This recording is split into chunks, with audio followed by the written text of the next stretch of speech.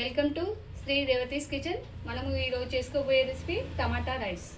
దానికి కావాల్సినవి ముక్కలుగా చేసుకున్న టమాటా ముక్కలు, విడివిడిగా చేసుకున్న అన్నం, ఉల్లిపాయ ముక్కలు, కొత్తిమీర, గరం మసాలా, కారం, ఉప్పు, పసుపు, పోపు కోసం ఆవాలు, జీలకర్ర. గిన్నె పెట్టుకొని వెయిట్ చేసుకున్నాను. ఇందులో ఆవాలు, జీలకర్ర, ఆయిల్ వేసుకున్నాను.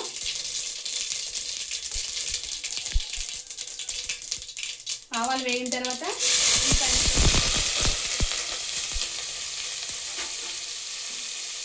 ఉల్లిపాయ ముక్కలు బాగా ఫ్రై చేసుకోవాలి.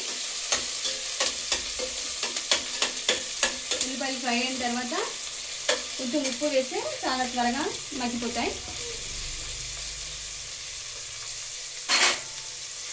ఉల్లిపాయలు మగ్గిన తర్వాత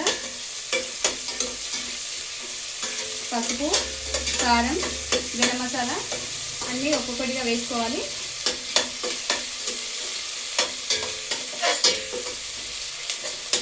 అన్నీ వేసుకున్న తర్వాత టమాటా ముక్కలు వేసి మగ్గించాలి.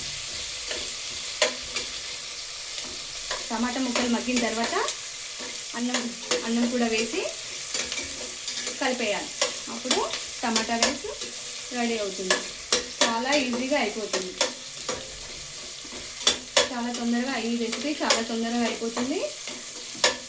చిన్నపిల్లలకి టిఫిన్స్లోకి, ఆఫీస్లో వాటి లంచ్ బాక్స్లోకి చాలా బాగుంటుంది. ఉల్లిపాయ వేగుతుంది. ఇప్పుడు పసుపు,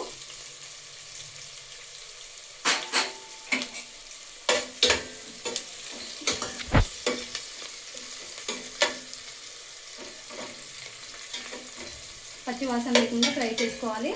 ఎప్పుడైనా ఉల్లిపాయ పచ్చి వాసన లేకుండా ఫ్రై చేసుకోవాలి. ఎర్రగాయ వరకు ఫ్రై చేసుకోవాలి.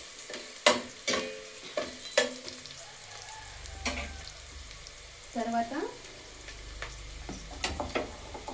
టమాటా ముక్కలు, ఉల్లిపాయ వేగిపోయాయి. టమాటా ముక్కలు,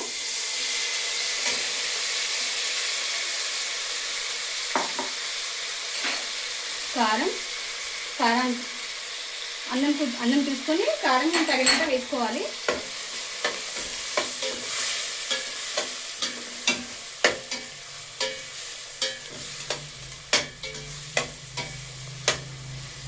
ఉప్పు, కారం మీరు తినేదాన్ని బట్టి వేసుకోవాలి. కారంగా తింటే కొంచెం ఎక్కువ, తక్కువగా తింటే తక్కువ. కొత్తిమీర,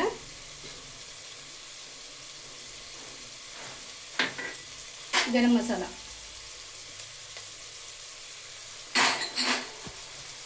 వేసి మూత పెట్టి ఒక 5 నిమిషాలు మగ్గించాలి. టమాటా మగ్గిన తర్వాత అన్నం వేసి కలపాలి.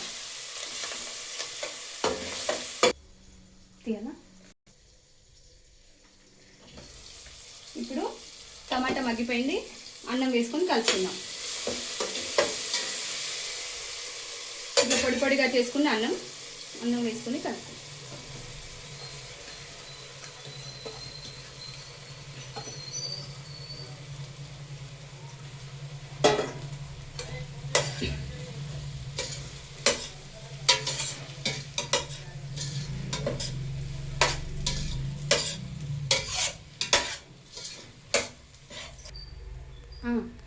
ఇప్పుడు అన్నాన్ని బాగా కలుపుకొని వేడయ్యే వరకు కలుపుకోవాలి. ఇప్పుడు టమాటా రైస్ రెడీ.